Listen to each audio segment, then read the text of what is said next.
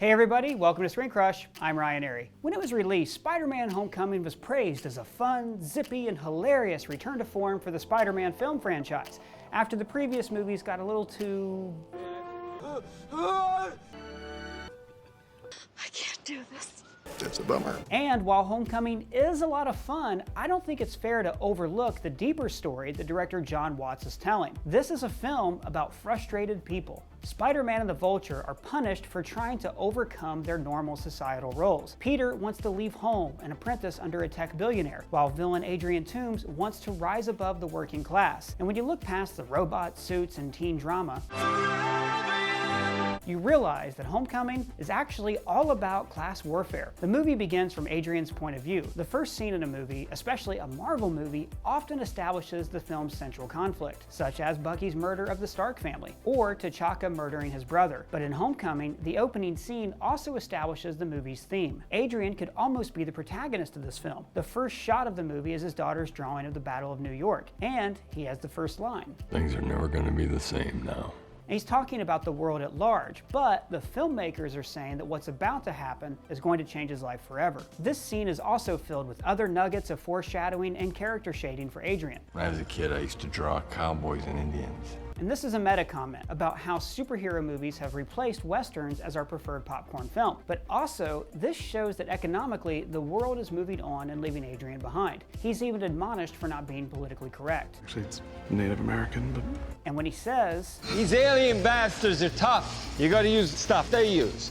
he's foreshadowing his crew's future appropriation of the alien technology. Adrian is told by a team of men in suits that his cleanup contract has been purchased by Tony Stark. He makes a pretty reasonable plea. I bought trucks for this job. I brought in a whole new crew. These guys have a family. I have a family. I'm all in on this. I could lose my house. And then comes the crucial line that sums up the theme of the movie and literally sets Adrian on the path toward violence. Maybe next time don't overextend yourself. Both Peter and Adrian feel trapped by this idea. Don't overextend yourself. Know your place. Don't fly too far off the ground. He's right. I overextended myself.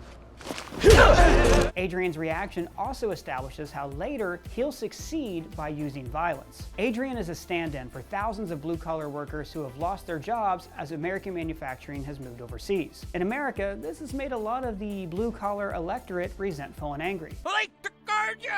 And that act of replacing employees isn't just limited to manufacturing, but in the arts as well. These days, it seems like anyone can be replaced at any time. They took our job! When you tell an employee you're expendable, you're not just taking away their job, you're taking away their value. Who the hell are you? Qualified personnel. Adrian's been told you're not special. You can't do great things. You overextended yourself. They took our jobs! There's this popular sentiment that for years, we did the right thing, we went to work, paid our taxes, and now we're being punished for it by billionaire elites in suits. In fact, Adrian's resentment is aimed at a billionaire elite with many suits, Tony Stark. He flies around with his super buddy smashing things and then pays himself to clean up the mess. Adrian sees this system as rigged against him to benefit men like Stark. Yeah, it's all rigged. Tony Stark is the movie's driving force. Both Peter and Adrian want to be more like Tony. Adrian wants his wealth, How do you think your buddy Stark paid for that tower? while Peter wants to be a superhero. In fact, they even quip alike. It means get lost, Squidward. Hey, Big Bird! This doesn't belong to you! Adrian earns money by selling weapons just like Tony Stark. And while Tony is pulling Adrian down, he's lifting Peter up. He takes tech away from Adrian, but freely gives it to Peter. I can keep the suit? Peter is still a poor, middle-class kid in Queens who collects trash. You're a dumpster diver. But Tony has given him a shot at upward mobility. It's not an accident that his superhero job is called... This is a Stark internship.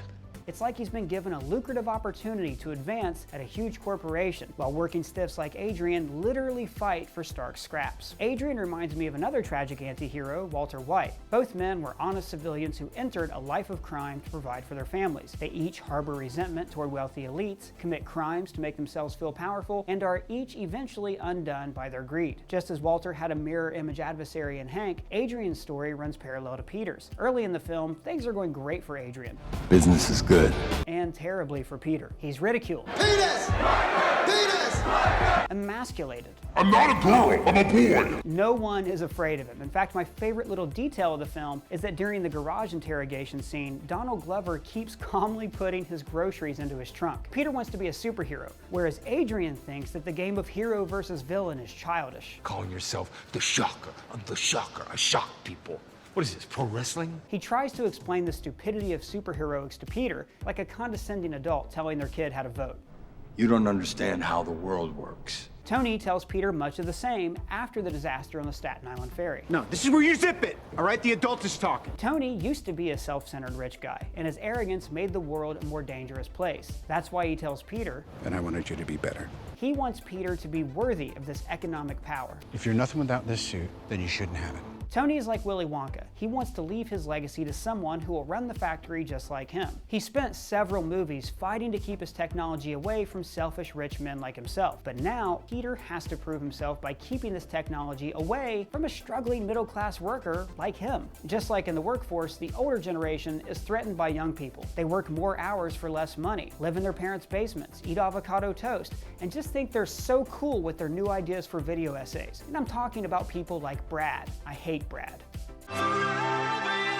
Anyways, Peter's goal to become a world-renowned superhero is a lot like a young person trying to succeed in the business world. But unlike Peter, Adrian doesn't want to succeed at the super business. He just wants to use the super business to obtain economic stability. He only does small jobs so he can stay under the radar.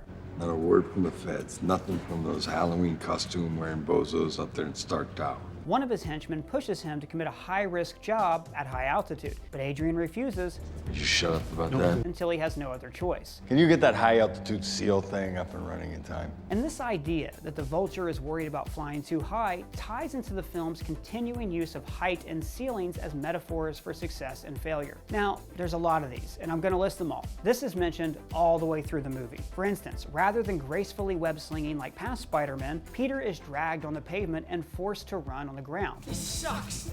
The first time Peter meets the Vulture, the villain easily wins by carrying him into the air, where he's helpless. Spider-Man is saved by a parachute that's part of his suit's training wheels protocol. Come on, man, I don't need training wheels. I'm sick of him treating me like a kid all the time. Also, the suit's baby monitor protocol is another way of saying that Peter's too young and small, too inexperienced to sit with the Avengers at the big kids table. The adults are talking. During the Washington Monument sequence, Peter's terrified. Spider-Man's never been this high before. His friends are trapped in an elevator that can no longer move up after the Chitauri explosive detonates upwards. Peter holds up the elevator briefly, but then it falls. After rescuing Liz, he has the chance to replicate this moment, but instead falls down the elevator shaft. And later, he gets trapped in a truck after hitting the ceiling and being knocked unconscious. He wants to join the Avengers, who used to live high up in the skyscraper Avengers Tower. Its height and prominence imply that it's a place for gods and heroes, like Mount Olympus. But now the Avengers are moving to a facility that's in upstate New York. So in a sense, Peter's still trying to move upwards. In the corporate world, you're a success if you have an office in a tall building, live in a big upstate house, and have eggshell business cards with a watermark. Look at that subtle off-white coloring. The tasteful thickness of it. In Homecoming's climactic character moment, the villain collapses a roof onto Peter's head. He's scared and cries out like a little kid. When he realizes no one will be around to help him, he has to find the strength within himself to rise from the bottom. The final fight of the film takes place on the outside of a high-altitude airplane. When it crashes, it destroys Coney Island, a symbol of childhood for millions of kids in New York. This metaphor is even visualized by one of the first and last shots of the film. In the beginning, the camera moves slowly downward from Avengers Tower into the wreckage to show Adrian's low economic status. And at the end, when he's in prison, he watches as a flock of birds fly by as he's trapped below.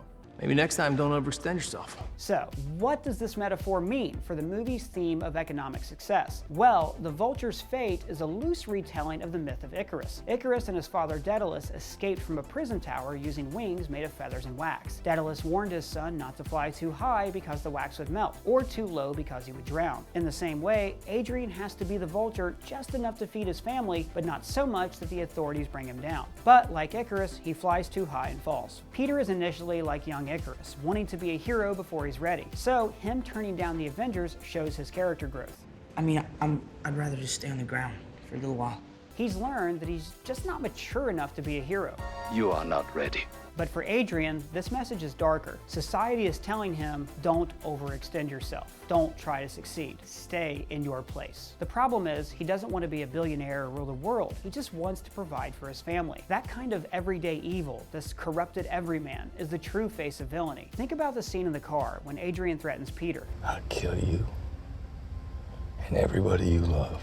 Now on the surface, this seems a lot like another Spider-Man moment. Now that you've really pissed me off, I'm gonna finish her.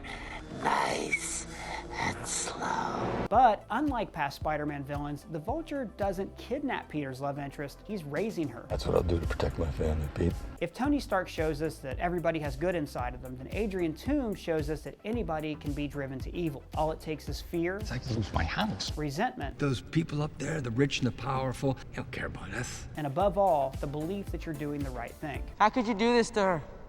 To her. I'm not doing anything to her, Pete. I'm doing this for her. At the beginning of this essay, I talked about how millions of blue-collar workers can relate to Adrian's plight, and how we can all identify with the resentment that fuels him. Villains like Thanos are easy to spot. He has an army and his name is Thanos. But Adrian Toomes could be anywhere. This threat isn't lurking among the stars. It could be hiding on the street, at the workplace, or in Brad. Well guys, thanks for watching, and special shout out to Patrick Willems for appearing in this video. Patrick has a great video essay channel that you should definitely check out. Also, I want to know, who's your favorite Spider-Man movie villain? Let me know in the comments below. And if it's your first time here, please subscribe. For ScreenCrush, I'm Ryan Airy.